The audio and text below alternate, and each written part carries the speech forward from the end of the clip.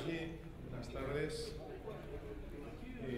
En este cambio que hemos tenido del programa, por razones ajenas a la voluntad de los guionistas, les voy a hablar ahora de economía conductual.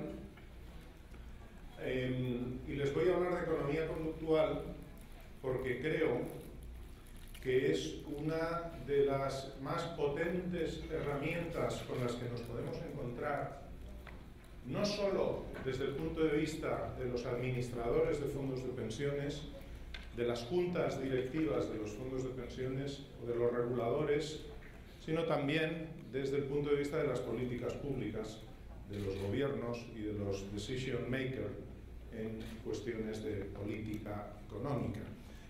La idea es lo que hemos hecho tradicionalmente en procesos de acercamiento de las pensiones a la gente, no es la mejor de las fórmulas para hacerlo, y podemos aprovechar la fuerza y las herramientas que se han ido desarrollando y que conocemos de la economía conductual para dar un impulso relevante, un fuerte impulso a la forma de llegar a la gente, a la forma de vender pensiones, a la forma sobre todo de convencer a la gente de algo que repetiremos a lo largo de la sesión, que es primero que debe ahorrar, segundo que debe ahorrar más y tercero que debe ahorrar mejor. Esas son las tres cuestiones en las que queremos centrarnos. Déjenme empezar por decirles, ¿ustedes saben qué es esto? No tiene trampa, es una corbata, ¿verdad? Es una corbata, lo pueden ver, y aparte de ser un maravilloso regalo de mi mujer, lo digo porque me están grabando y luego igual lo ve. Aparte de eso, es un sesgo cognitivo. Déjenme que les explique. En anteriores ediciones, especialmente la del año pasado en México, yo fui el único. Hay una expresión, no sé si la van a saber traducir bien, y si ustedes la entenderán, pero hay una expresión en español de España que es el único pardillo.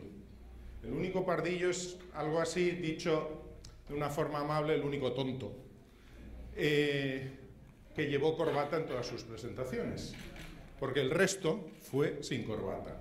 Pero resulta que mis queridos amigos, el profesor Barr, Edgar, Waldo, personas elegantes sin par,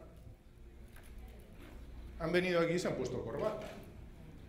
A mí me vieron el otro día sin corbata y entonces pensé, no puede ser, no puede ser.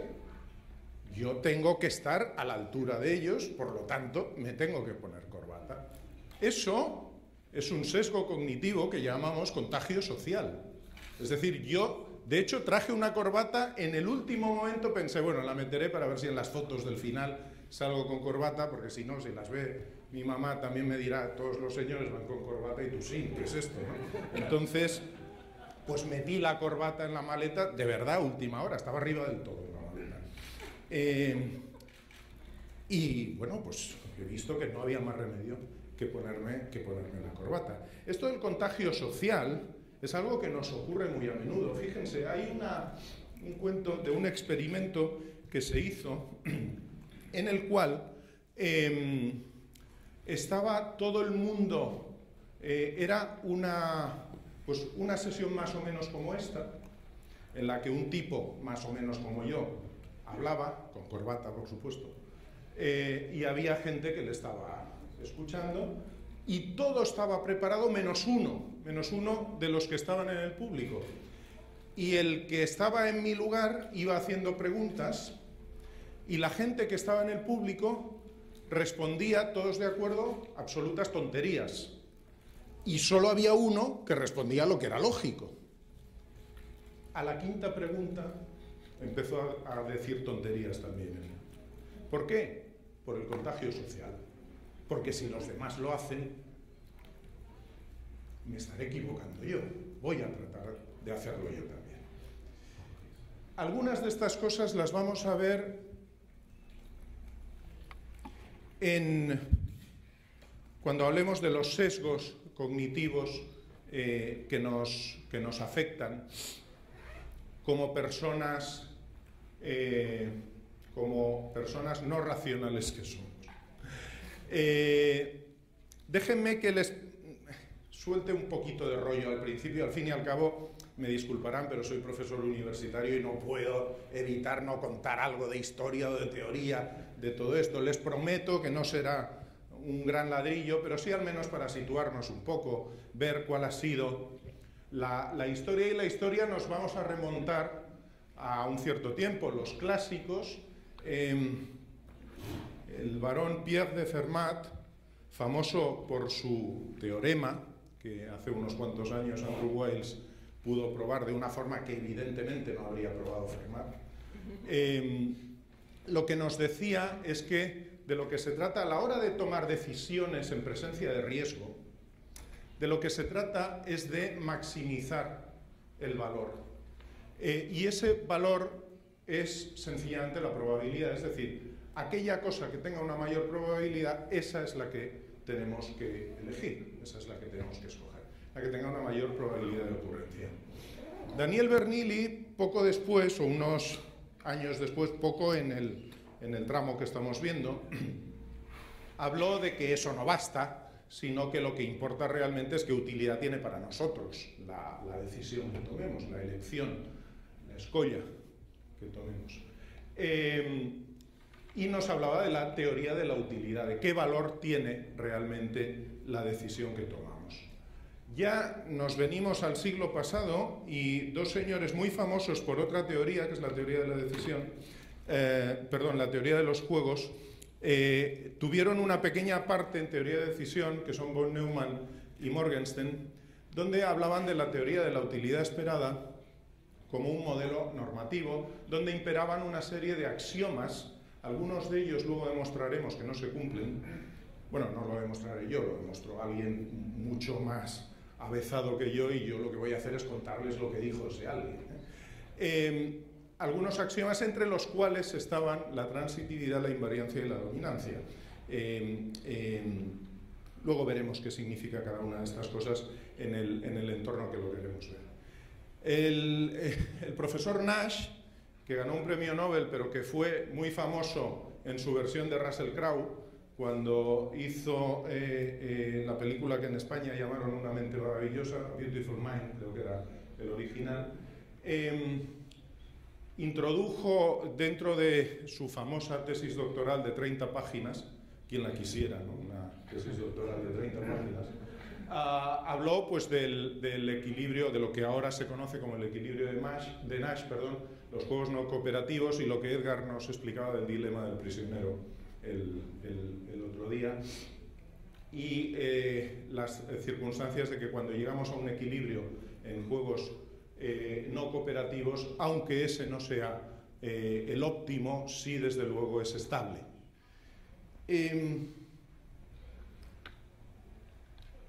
Savage introdujo algo a lo que nos vamos a ir aproximando ya, que fue dentro de la teoría de la utilidad, introdujo la concepción subjetiva, la subjetividad, en lo que se vino a llamar la teoría de la utilidad subjetiva. Es decir, ahí podemos poner beliefs a la hora de determinar las probabilidades, podemos poner creencias, opiniones, utilidades para nosotros subjetivas, no objetivas, no racionales. Y eso es un primer avance importante, un paso que nos va a empujar luego a lo que llamamos hoy en día behavioral economics, o economía del comportamiento, o economía conductual, de lo que estamos ahora hablando, por supuesto. Ale, también premio Nobel, lo que nos decía es que en las elecciones con riesgo, al final la gente prefiere la certeza, y opciones que sean potencialmente peores, pero que nos garanticen la certeza, van a ser preferidas aquellas opciones que, aunque sean potencialmente mejores, incorporen un cierto riesgo. Algo que parece bastante claro. Nosotros preferimos por lo general la certeza a la incertidumbre.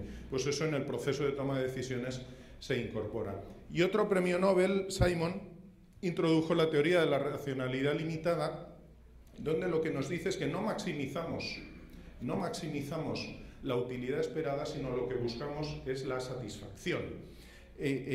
Por ejemplo, si yo estoy vendiendo mi casa y llega un comprador después de varios y me ofrece un precio que considero que me satisface, aunque siga existiendo la probabilidad de que venga otro que me ofrezca más precio, es decir, yo podría maximizar mi utilidad si no acepto esa propuesta, pero normalmente si llega más o menos a colmar mi satisfacción en ese aspecto, yo venderé mi casa por ese precio, aun sabiendo que puedo perder algo, pero prefiero, como he llegado ya a ese nivel de satisfacción, prefiero seguramente quedarme con ello. Un pequeño inciso de la derivada que tiene todo esto en finanzas. Ayer tanto Solange como Edgar mostraban su digamos, aprecio por las teorías de Markovits. Markovits, como saben, fue el impulsor, el creador de la idea de la frontera eficiente dentro de su teoría moderna de carteras. Ha habido extensiones de Markovits en ese sentido, en la valoración de activos, el modelo KPM famoso de Sharpe, o el APT, que el APT ya incorpora también lo de los beliefs, el Arithmetic Pricing Theory, incorpora esta idea de las views que luego Black Litterman desarrollan más por otra vía, y luego es Fama quien de alguna manera recoge todo esto en su teoría de los mercados eficientes y nos habla de cuestiones que en los mercados financieros abogan por la racionalidad en la toma de decisiones. Nos dice que no hay posibilidades de arbitraje en la formación de precios, que los precios son la estimación, la mejor estimación del valor real de los activos y que por tanto cualquier variación de los precios nos debería conducir a que se mantengan como están, eso es lo que se llama martingala, o que las variaciones que se puedan producir sean puramente aleatorias, que es el famoso random walk, del cual hay escritos libros del random walk by Wall Street y el contrario, y un paseo no aleatorio por Wall Street. El del paseo no aleatorio es este, Andrew Lo, que ¿cómo les diría? Es un economista de finanzas darwinista.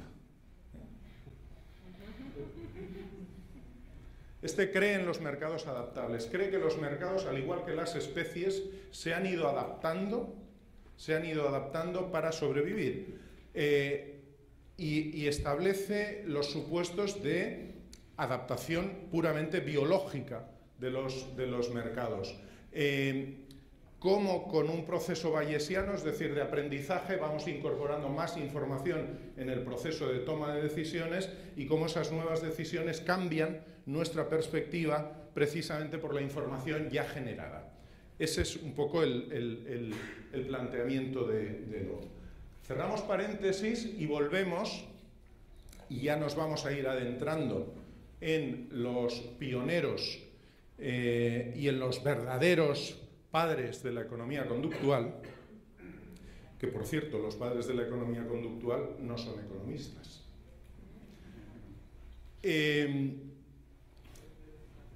Adam Smith, yo creo que todo el mundo conoce a Adam Smith por La riqueza de las naciones y por ser el primer economista de la historia.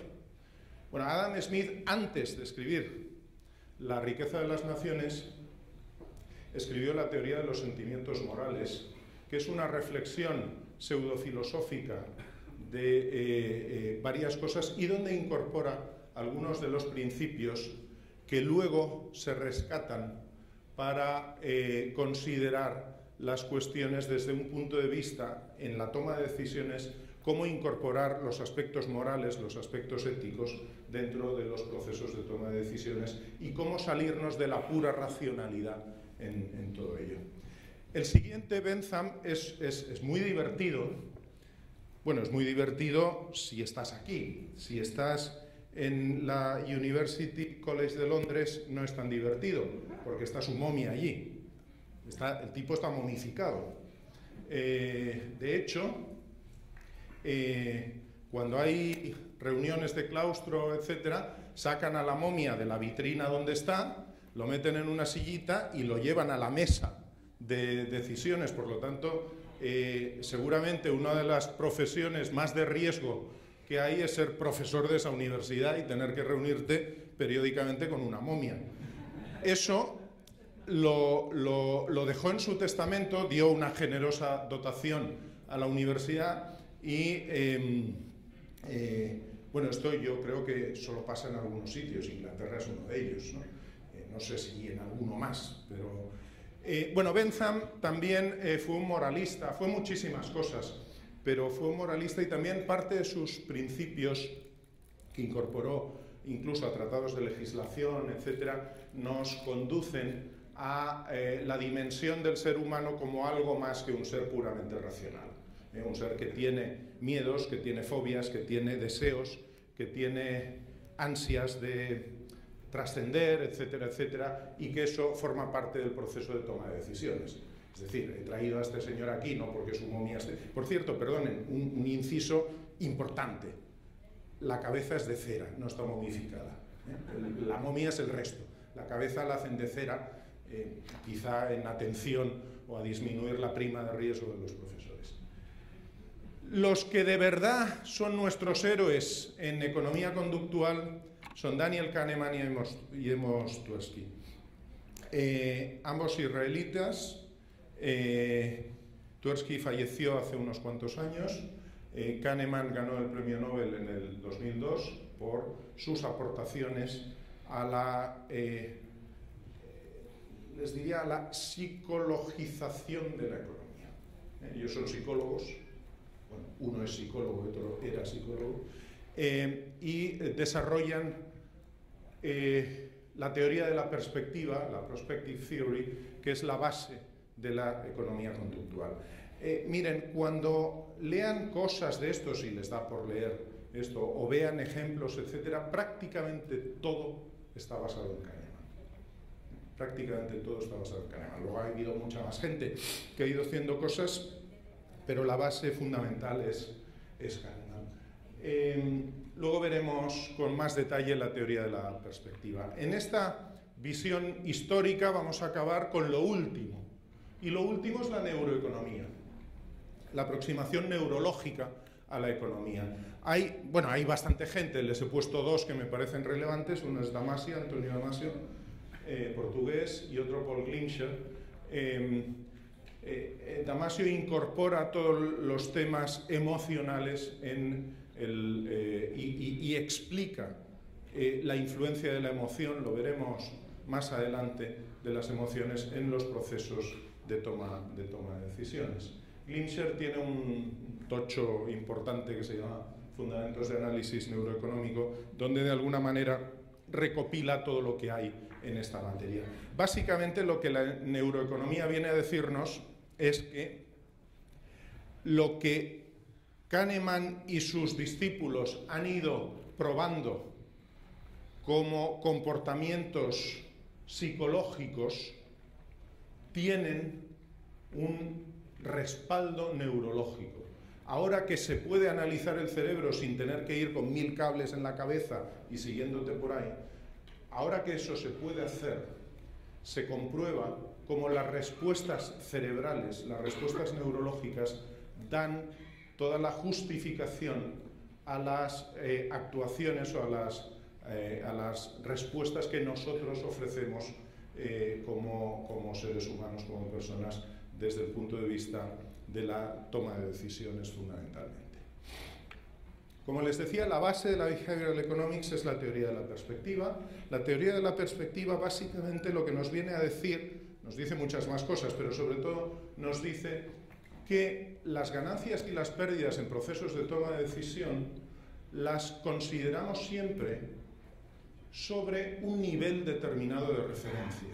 Nosotros partimos de un nivel y con ese nivel de referencia consideramos si ganamos o si perdemos. No es una decisión absoluta, no es una medición sobre absolutos, sino que es un benchmark, que somos más conservadores en las ganancias y más arriesgados en las pérdidas, y que nos duele mucho más las pérdidas que lo que nos alegra en las ganancias. Esto lo reflejaron gráficamente en esta curvita, que tal vez hayan visto ya en algunos sitios. Es la famosa curva de utilidad de la teoría de la perspectiva del valor.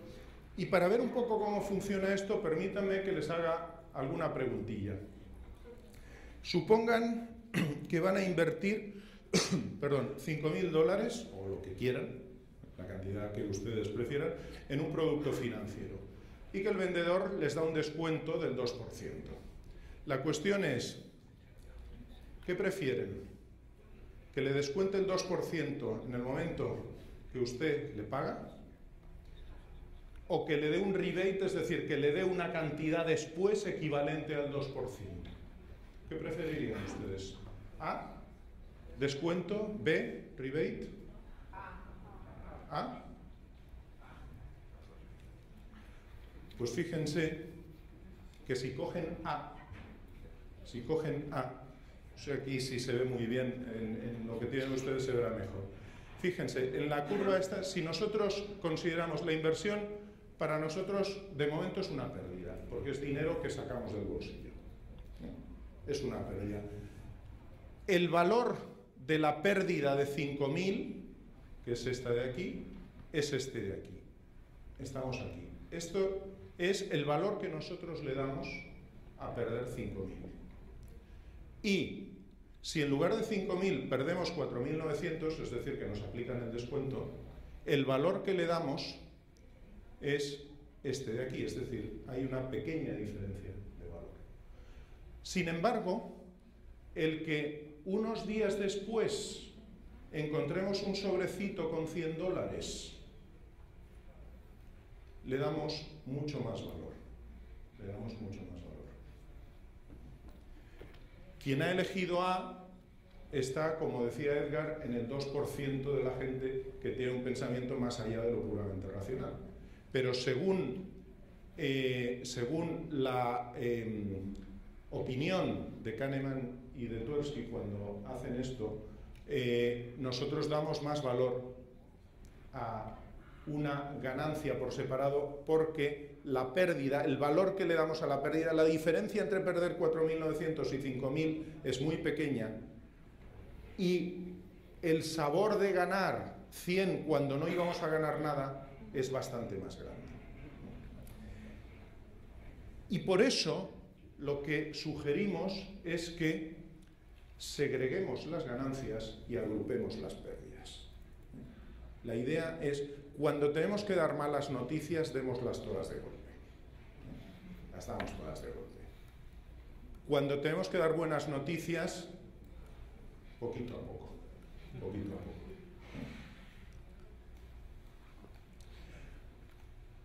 Somos homo economicus, es decir, pensamos y escogemos bien, hacemos previsiones no sesgadas, o somos homo sapiens y metemos la pata y solemos equivocarnos en las previsiones que hacemos. ¿Qué creen? No hace falta que se lo apliquen a ustedes mismos. Es mucho más fácil pensar, es mucho más fácil creer que somos homo economicus, pero es mucho más fácil darse cuenta de que realmente somos homo sapiens y de que nos equivocamos, de que tratamos además de tapar las equivocaciones. Luego les contaré un ejemplito de Galbraith con eso. No tenemos la verdad absoluta. No siempre hacemos las cosas bien, no siempre elegimos bien. Es más, en determinadas cosas tenemos tendencia a equivocarnos de forma recurrente. Aquello de que el hombre es el único animal que tropieza 2 veces en la misma piedra tiene cierta razón. 2 y 5 y 10 y 25.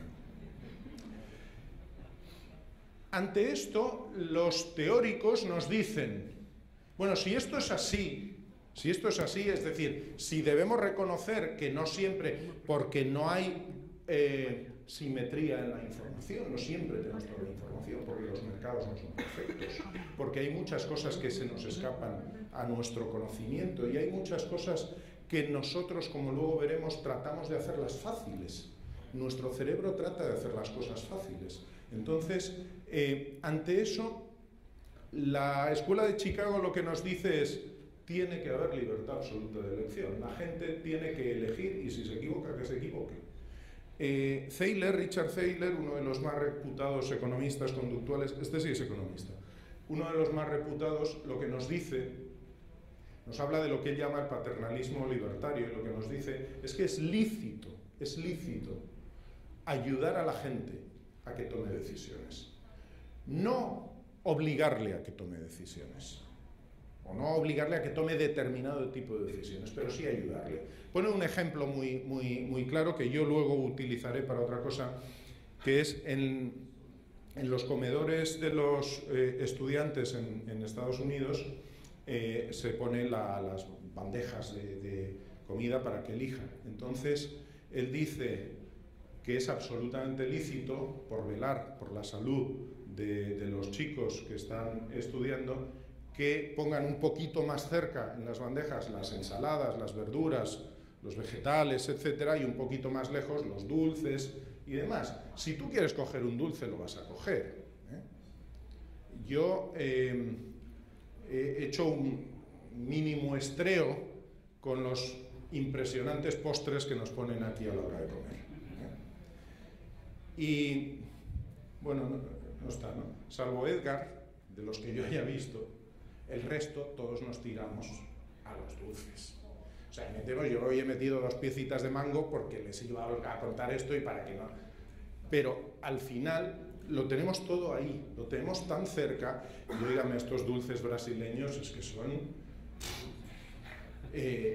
pues uno va y lo coge y se lo come, con gusto además. Luego nos arrepentiremos, pero vamos a eso. Si esos dulces los tuviéramos más alejados, porque además, si se fijan, lo que estaba más difícil de coger es la fruta, está un poco más aquí retorcida y no sé qué y tal. Pues uno, ¿a dónde va? A los dulces, no a la fruta, Si fuera al revés, a lo mejor habría más gente cogiendo fruta, ¿verdad? Bueno, entonces, ¿qué sucede? ¿Tenemos o no tenemos nuestros gobernantes en general? ¿Tienen el derecho a ayudarnos a tomar mejores decisiones o no? Esa es la cuestión. Cada cual puede pensar lo que quiera. Como ven, hay 2 escuelas claramente en ese sentido. Pero lo que Thaler dice es, para todo y para el ahorro especialmente, hay que tener ciertos nudges, ciertos pequeños empujoncitos que nos hagan la vida más fácil. Que no nos pongan los pasteles aquí y las frutas aquí. Como mínimo que lo hagan al revés. ¿De acuerdo? Kahneman y Tversky nos dicen que el cerebro humano se rige por una serie de heurísticas que son atajos que toma nuestro cerebro, son atajos mentales, que son buenos, que nos ayudan en nuestra vida, pero que nos hacen equivocarnos de forma sistemática, y que esos errores sistemáticos generan o son lo que llamamos sesgos. Tendemos a equivocarnos. Las principales heurísticas de las que nos hablan son anclaje, disponibilidad y representatividad. Déjenme que les ponga un ejemplito de cada una de ellas. Aquí son bastante famosas, creo, los brasileños, díganme si me equivoco, pero unas sandalias, unas chanclas que se llaman hawaianas. Esas chanclas, no sé cómo se dice en otros países, bueno, en Dominicana le llaman calisos, creo, en mi país se les llama chanclas, bueno, pues eso, sandalias, esas cosas que metes el dedo en medio, nos entendemos, ¿no? Lo que son. Bien. Hay en la tienda de hawaianas que está en Río Sul, seguramente en otras también, pero en la que está en Río Sul, que yo he visto, tiene la posibilidad de customizar las chanclas. Tiene la posibilidad de ponerle piedritas y cositas para hacer un modelo personalizado y mucho mejor. ¿Alguien que no se haya comprado unas chanclas de esas tiene idea de lo que valen, del precio que tienen esas chanclas? Digan, en reales, háganmelo más fácil. No, without, I know, I'm asking with 100, ¿perdón? 20 reais, 50, 200, 100 y pico, 300. ¿Cómo han llegado ustedes a esa conclusión si no se han comprado nunca esas y no las han visto? ¿Cómo han llegado a esa conclusión? Probablemente vieron o saben más o menos lo que cuestan las chanclas sin personalizar. 34 reales en Río Sul. Si van ahí a donde la carpa, algo más. ¿Qué es lo que hacemos? Buscamos referencias. Buscamos referencias. Sabemos que si le ponen piedritas es más caro, por lo tanto es más de 34 reales. Selina solo puso un real más, o sea, poca piedrita pondrías tú en tus chanclas, pero bueno. Pero pensamos que es más. Ahora bien, no creemos que cuesten lo que unos Manolos, ¿no? Unos Blahnik, ¿verdad? Por lo tanto, no estamos hablando de miles de reales. Podemos hacer una idea, un abanico, un margen de decir, bueno, entre 50 y 300. El margen es muy amplio, pero no se nos ocurre decir 5.000 reales, ¿verdad? ¿Por qué? Porque hemos tomado una referencia, hemos anclado una referencia y a partir de esa hemos elaborado algo. Siempre buscamos algo, nuestro cerebro busca algo en que apoyarse. Y lo más cercano aquí puede ser una chancla sin customizar, sin personalizar, ¿no? ¿De acuerdo? La disponibilidad, miren, hace muchos años, en uno de mis primeros trabajos, la gente que trabajaba en mi oficina tuvo la amabilidad de comprar un billete de lotería sin contar con 3 o 4 de los que estábamos allí. Y les tocó lo que en España llamamos el gordo, les tocó el gordo de Navidad, es decir, el premio más importante de la lotería. Nosotros, los que no habíamos comprado eso, ¿qué creen que hicimos? Aparte de acordarnos mentalmente de las madres de los... Pero aparte de eso, ¿qué hicimos? Compramos todos para el siguiente sorteo.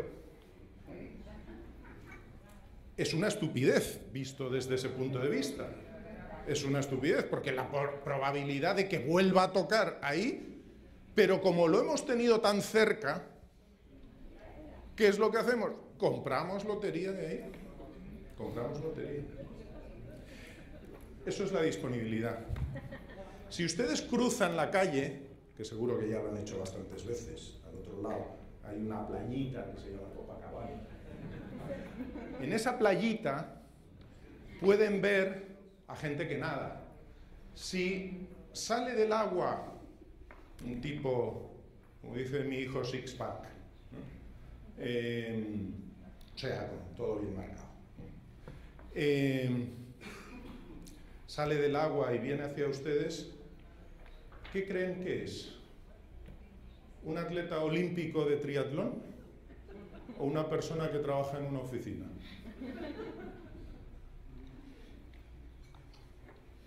Yo creo que la primera idea, porque además se va a hacer el triatlón aquí, la primera idea, no, este tío con esta pinta que tiene es obviamente un atleta olímpico de triatlón.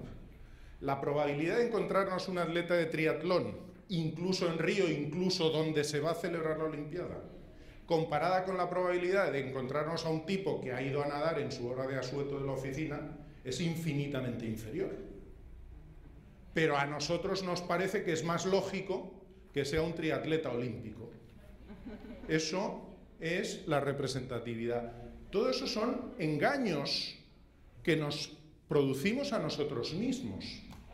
Si fuéramos homo economicus, si fuéramos racionales, haríamos un calculito mental y diríamos cuántos atletas o triatletas olímpicos hay en este momento en la playa de Río y cuántos oficinistas. Y diríamos, no hay color, este es un oficinista, por mucho que sea el tío más mazas que hay en la playa. Nos equivocamos. Y nos equivocamos, entre otras cosas, como veremos ahora de inmediato, porque si estamos todo el rato pensando de forma lógica, nuestro cerebro consume mucha energía. Ya de por sí, el cerebro consume el 25% de la energía que consumimos como personas al cabo del día. Si además le metemos horas extras al cerebro, nos acabamos antes de tiempo. Y entonces todo lo que les hemos contado de los bonos demográficos y tal, olvídense, ya no sirve. Nuestro cerebro está preparado para sobrevivir, no para tomar decisiones racionales y lógicas. Bien, los sesgos, como les decía, es la desviación sobre lo racional. Sesgos hay muchos. El otro día alguien me decía, no, yo he contado 60 sesgos cognitivos. Desde luego no les voy a hablar de 60 sesgos cognitivos, vamos a ver algunos. ¿Por qué hay esos sesgos? Básicamente porque, según nos dice Kahneman, nuestro cerebro tiene dos sistemas de pensamiento, el sistema 1 y el sistema 2. El sistema 1 es un sistema no controlado, un sistema rápido, el que nos hace responder rápidamente. ¿Cuánto es 2 más 2? ¿2 más 2? 4. 27 por 25. Les he llevado al sistema 2 y ustedes ahora sí se están acordando de mi madre. ¿Por qué? Porque las cosas que son fáciles no nos importan, pero las otras nos cansan. Pensarán, ¿a qué viene este tío a preguntarme ahora cuánto es 27 por 25? Esos son los dos sistemas. El sistema 1 rápido, intuitivo, inconsciente, experto, que nos rememora rápidamente las cosas que tenemos que hacer, y el sistema 2, que es el sistema reflexivo, es el sistema deductivo, el sistema más laborioso, el sistema que hace trabajar a nuestro cerebro. Como les decía, el cerebro está preparado para sobrevivir. Nosotros llevamos más años en nuestra historia de la evolución corriendo delante de un tigre de dientes de sable que ahorrando para nuestra jubilación. Nuestro cerebro está preparado para eso, para sobrevivir, no para tomar decisiones complejas de forma permanente. Les cuento algunos sesgos, les he puesto ahí varios para que, si tienen tiempo y ganas, o si esta noche no pueden dormir, se lo puedan leer. Hay algunos, uno especial, sobre todo para alguien como yo, que estoy vinculado a la industria del seguro de alguna forma, al fin y al cabo todo esto tiene que ver, y allí nos explicaban en la facultad la ley de los grandes números. Bueno, pues resulta que hay una ley de los pequeños números, y esa ley de los pequeños números es que tendemos a creernos que es estadísticamente significativo aquello que solo es casualidad. Si sale 3 veces el rojo en la ruleta, ya creemos que la cuarta va a ser rojo también. Si un tipo jugando al baloncesto empieza a meter una detrás de otra, creemos que la siguiente la va a meter también. ¿Por qué? Porque creemos que hay un patrón estadístico, y a lo mejor solo es casualidad. Por tanto, no extrapolemos, sobre todo cuando estamos trabajando con muestras pequeñas, con ideas con poca experimentación, no extrapolemos, aunque tendemos a hacerlo, porque es mucho más fácil. porque es mucho más fácil. Y luego las cosas vuelven a la media, vuelven a lo normal. Si uno ha tenido en un partido de básquet, como les decía, un desempeño magnífico y ha metido el 95% de los tiros de 3 que estaba tirando, pero su media en toda la temporada o en su carrera es meter el 50%, en el siguiente partido no va a meter el 95%, va a volver al 50% o por ahí. No pensemos que ya cambió la cosa, las cosas vuelven a su valor medio. Les enseñaré, les mostraré luego un ejemplo a lo que se refiere el framing, o sea, la forma en que presentamos las cosas, el marco. Y algo que solemos hacer, pervertiendo un refrán castellano antiguo, es deja para mañana lo que puedas hacer hoy. A eso se le llama procrastinar. Es decir, si puedo evitarme tomar la decisión, ¿para qué la voy a tomar? En eso es especialista el presidente del gobierno de mi país, dicho sea de paso. Bueno, hay otros también, no solo en mi país. En muchos sitios hay esos, ¿verdad? ¿Ah? I think so. Pero fíjense, esto cambia con el tiempo. Habrán visto millones de películas donde en el lecho final un tío está allí medio muerto, ha pedido ya la extremaunción, está rodeado de los suyos. En ese momento, ¿de qué se arrepiente? Se arrepiente de lo que no hizo, no de lo que hizo. ¡Ay, me hubiera gustado no sé qué! Nos arrepentimos de lo no hecho, no de lo hecho. Es decir, esto cambia con el tiempo. Nosotros ahora preferimos no tomar decisiones, pero llega un momento en que nos arrepentimos de no haberlas tomado. Bueno, como cisne negro que es, Taleb nos dice que no siempre eso es así. Nos dice que a veces procrastinar es una defensa natural. Bueno, también tiene su razón. Los chinos hace ya mucho hablaban también del principio del Wu Wei, de no acción. Es decir, lo mejor es quedarte sentado a esperar que corra el viento y que suenen las piedras y cosas de esas. Perdón. Sobre el framing, miren, se prevé, no tiene nada que ver con la situación actual de mosquitos ni cosas de esas, no está preparado para eso. Pero se prevé que hay un brote de una nueva enfermedad que se espera que mate a 600 personas. Hombre, ahora que es después de comer es un momento alegre para hablar de esto, ¿verdad? Hay 2 programas para combatir eso. El programa A nos garantiza que se van a salvar 200 personas. El programa B nos garantiza, nos dice que hay 1/3 de opciones de que se salven los 600 y 2/3 de que ninguno se salve. ¿Por cuál optaría cada uno de ustedes? ¿A o B? ¿A? ¿Nadie? ¿Solo yo? ¿B? Y el resto es abstención. O sea, se parecen ustedes a Rajoy. Por Dios. Voten, hagan algo, muévanse.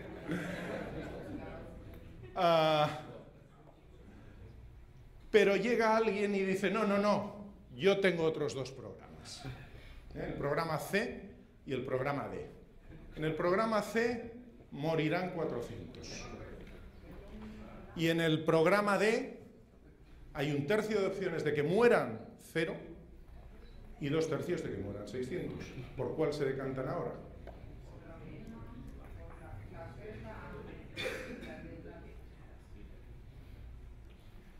Efectivamente, como Selina dice, la A y la C son iguales. Y la B y la D son iguales también. Sin embargo, esto que es un experimento real, nos dice que presentados tal como están presentados, en el primer caso el 72% de la gente eligió la opción A, que se salven 200 seguro. Y en el segundo caso el 78% eligió la B, que era que haya 1/3 de posibilidad de que se salven 200 y 2/3 de que no se salven ninguno. ¿Por qué?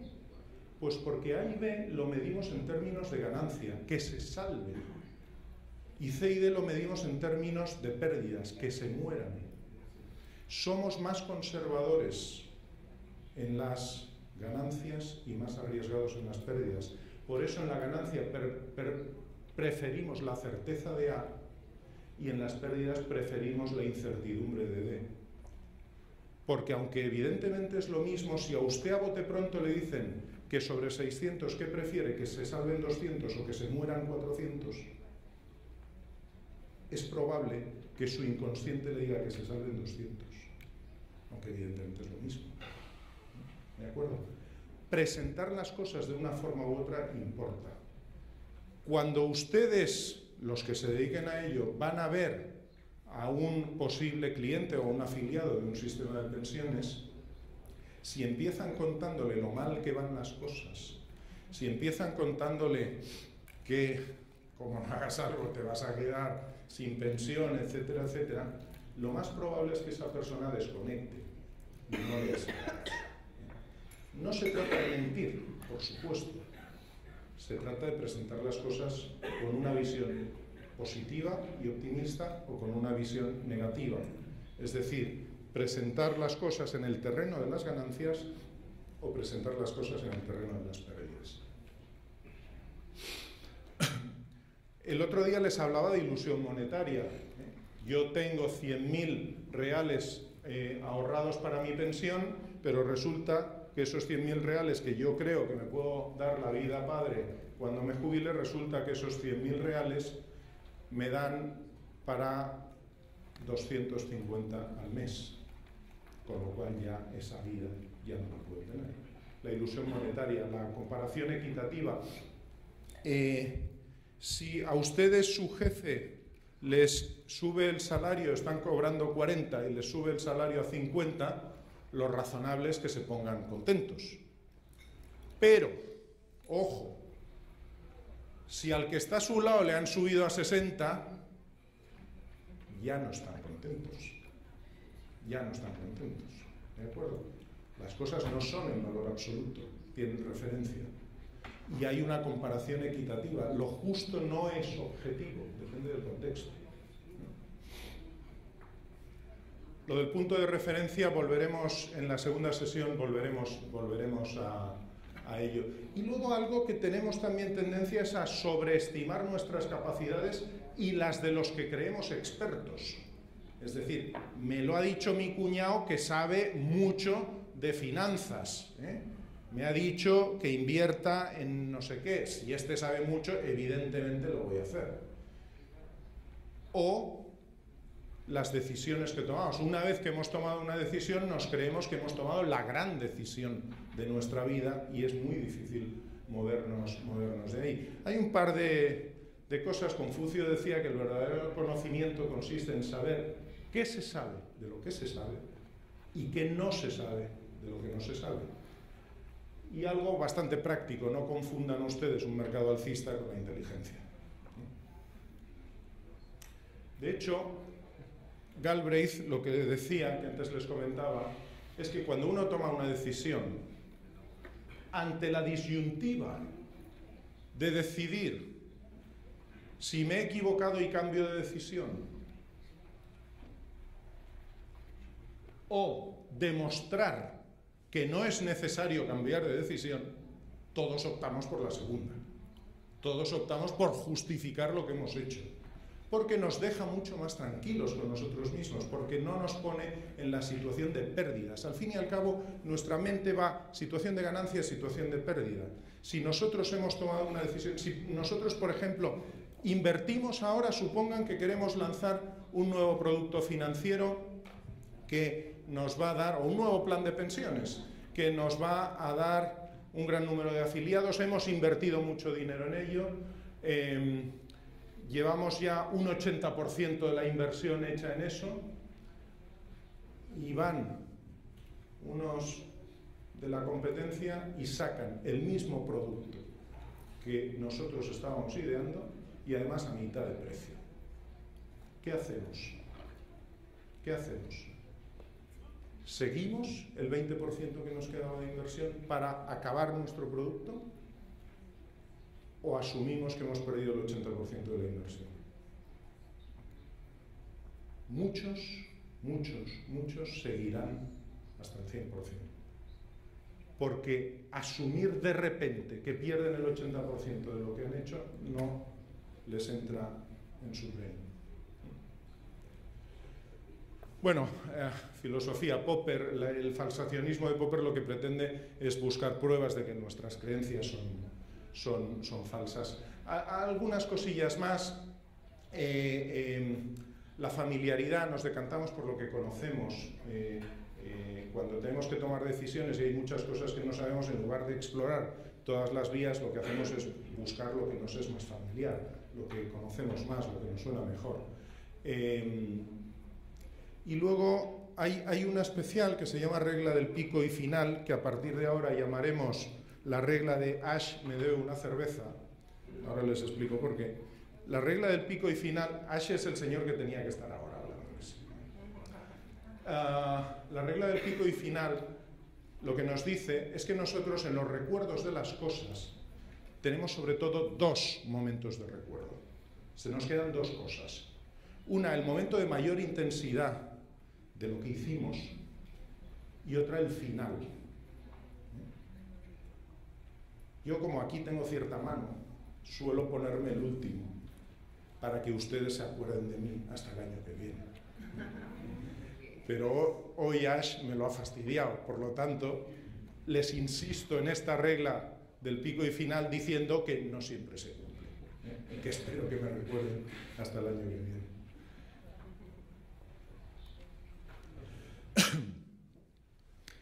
Esto es un mercado financiero.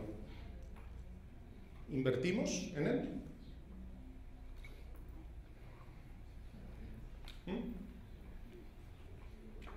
Y si les digo que aquello es esto y es el Dow Jones, ¿importa la presentación? ¿Importa la ley de los pequeños números?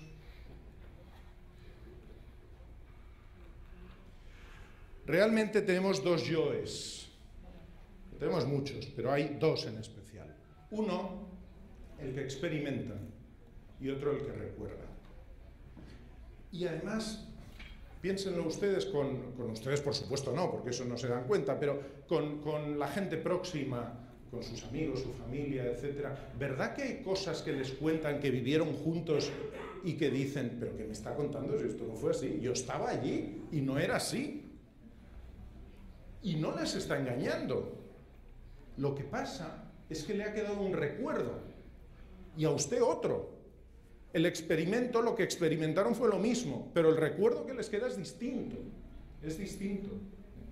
Por lo tanto, pensemos en eso, que muchas veces las circunstancias a la hora de tomar decisiones nos afectan no como fue aquello, y eso es otro sesgo, no como fue, sino cómo recordamos que fue, cómo se quedó grabado en nuestra memoria, en nuestro sistema 1 y sale de inmediato, cómo fue esa cosa. La neuroeconomía, como les decía, lo que hace es complementar todos estos estudios de la aplicación psicológica, y lo que nos viene a decir es que todo lo que Kahneman y compañía nos han ido diciendo tiene justificación neurológica. A través del desarrollo de la neurociencia podemos estudiar mejor las reacciones al comportamiento, y de hecho es la propia economía conductual, la propia behavioral economics la que nos lleva a la neuroeconomía. Y fíjense, la economía en el cerebro tiene unas características muy especiales. La economía en la parte de ganancia, en la parte de recompensa, libera un neurotransmisor que se llama dopamina, y ese neurotransmisor que lo libera a nuestro cerebro cada vez que hacemos actividades que nos son placenteras, nos llena como de energía, pero eso es lo mismo que las drogas. Las drogas hacen que nuestro cerebro genere dopamina también. Perder dinero duele. Cuando perdemos dinero duele. El ejemplo que les ponía antes de las pérdidas, nos duele más perder dinero que lo que nos satisface el ganarlo. Perder dinero duele, por eso tienen éxito los planes de pago fijo. El año pasado los que estuvieron en Cancún llevábamos una pulserita de esas, de todo incluido, de all included en el hotel en el que estábamos, y podíamos ir a tomar cerveza, a tomar lo que fuera, enseñabas la pulserita y te ponían todo lo que querías. Y tú te sentías feliz, feliz. Aquí no, aquí vamos y pagamos la cerveza. Probablemente no bebiéramos más cerveza entonces que ahora, cerveza o café, eso lo que a ustedes les apetezca. Pero aquí duele más sacar el dinero de la cartera y pagar que en lo otro, aunque seguramente la cerveza que nos dan aquí es infinitamente mejor que la que nos dan allí, y el precio total que habremos pagado será más o menos el mismo. Pero tenemos la sensación de que es gratis. Tenemos la sensación de que es gratis, porque ya pagamos la pulserita y ya nos hemos olvidado de ello. Por eso hay cosas, les decía, los sistemas de pago fijo, de teléfonos, etcétera. ¿Realmente ustedes creen que habría tantos hoteles en el mundo all included si de verdad nosotros engañáramos al hotel? O sea, por Dios. Cuando perdemos dinero de juego es menos doloroso, y por eso los programas de fidelización, lo de las millas aéreas. O sea, estamos encantados cuando podemos hacer un viaje, no sé, aquí una ruta corta, entiendo, es de Río a Sao Paulo, ¿no? Si ustedes pueden hacer un viaje gratis de Río a Sao Paulo, quiere decir seguramente que han tenido que hacer 200 viajes pagando de aquí a Nueva York o a donde sea y pagando un dineral. Pero le van dando puntitos en una tarjeta y un día dice, voy gratis. ¿Cómo que va gratis? Lo pagó y con creces. Pero la sensación es que vamos gratis. Miren, Kammerer, Lowenstein y Prelec nos dicen que el cerebro tiene 4 áreas. Por una parte, la parte que afecta a los aspectos cognitivos o a los aspectos afectivos, y por otra parte los procesos que son controlados o automáticos. Los procesos cognitivos son respuestas de verdadero o falso, o sea, es sí o no. Las cosas en nuestro proceso mental la respuesta básicamente es de sí o no, y los procesos afectivos nos impulsan a actuar, son los que nos mueven a actuar. De los distintos cuadrantes de Kammerer y compañía, en el cuadrante 1, por ejemplo, procesos cognitivos controlados están los modelos económicos, o sea, nosotros lo pensamos y lo hacemos de una forma absolutamente controlada, no hay respuestas automáticas ante la modelización económica. El cuadrante 2 es un poco más difícil. Un ejemplo bastante útil de esto es pensar, porque es afectivo pero controlado, o sea, es controlar las emociones, Eso lo hacen bien los actores, se supone, ¿no? Incluso a veces de verdad les ves y te crees que están llorando, seguramente les da exactamente igual, pero son capaces de hacerlo. Cuando a Neymar le viene un balón así y remata de volea y mete el gol por la escuadra, el proceso mental es un proceso cognitivo. O sea, él sabe que si consigue meter el balón por ahí va a meter gol. Pero la reacción es automática. No está pensando, ahora voy a levantar el pie 45 grados para darle el balón con este efecto, y le sale automático. Eso está en el cuadrante 3. Y el cuadrante 4 es el más habitual respecto a las emociones. O sea, nosotros, las emociones nos salen de una forma automática. Uno no se piensa, voy a estar triste por esto. Uno no decide, ¿tengo que llorar ante esto o no? ¿Qué hago? No, es algo automático, ¿no? Pues, y estos modelos de neuroeconomía nos justifican los sistemas 1 y 2 de Kahneman desde el punto de vista neurológico, ¿de acuerdo? Las emociones nos distorsionan nuestros juicios cognitivos. Cuando estamos enfadados somos más arriesgados, ¿verdad? O sea, si alguien, además es muy típico, por ejemplo, uno es muy tranquilo en todo, en su vida, menos cuando se sienta en el coche. Si tú vas y alguien te cierra con el coche o te hace una cosa, sale tu lobo interior. Y sería capaz ese lobo interior de salir y pegarle una dentellada al tipo que te hizo eso. Eso es arriesgado, porque ese tipo a lo mejor es cinturón negro de karate. La probabilidad no es muy alta, ya lo sé, ya se lo expliqué antes, pero bueno, a lo mejor lo es. O sencillamente es más grande que tú y te puede dar 2 sopapos con perfecta... o a lo mejor es policía, no sé. En fin, no es muy recomendable eso, pero somos más arriesgados. Eso de normal no lo hacemos. De normal no lo hacemos, pero en momentos que por lo que sea nos puede la ira, nos enfadamos, somos más arriesgados. Por lo tanto, y además en esto hay estudios que muestran que sucede más en los hombres que en las mujeres. De hecho, la lástima es que en este mundo no haya más brokers financieros mujeres que hombres. Es la lástima. Porque los hombres reaccionan, sobrereaccionan ante determinados momentos de estrés, de enfado, con respuestas arriesgadas. Y las mujeres no tanto. Y esos son estudios que se han hecho, incluso una universidad española participó en uno de ellos. Luego está la intuición. Yo tengo la chispa, tengo el pensamiento mágico. Yo sé que aunque todo el mundo me diga que no invierta en sellos, eso es el negocio del siglo y lo que sucede es que nadie lo ha visto y yo sí. Hasta que te arruinas.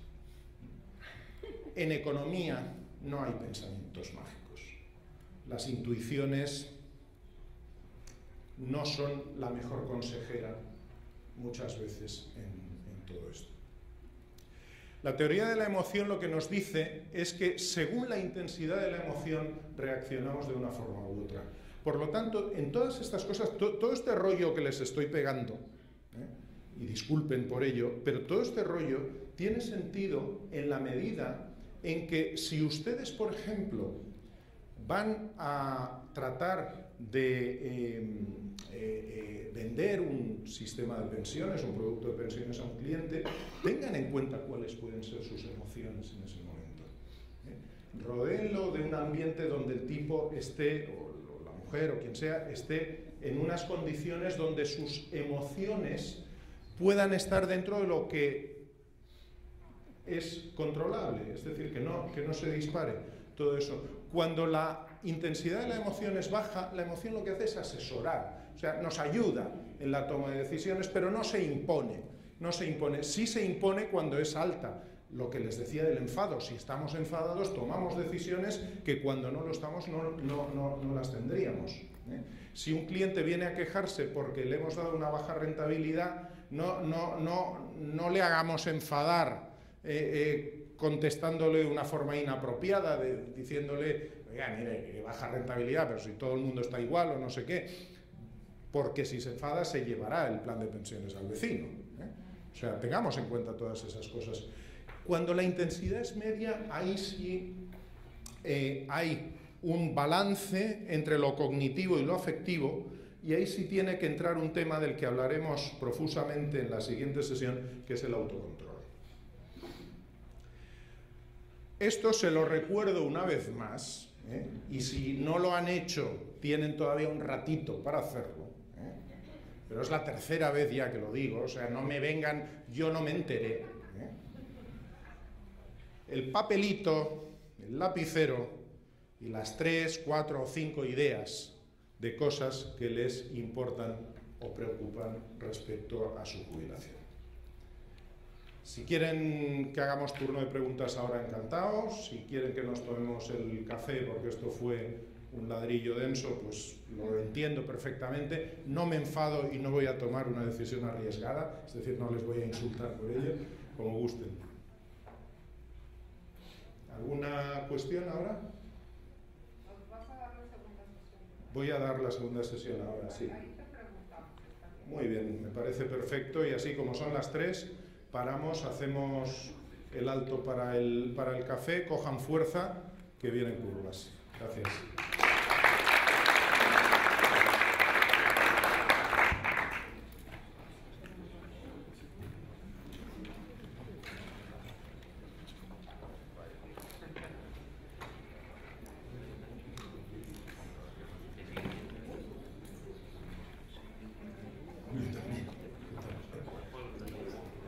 Sí, sí, sí.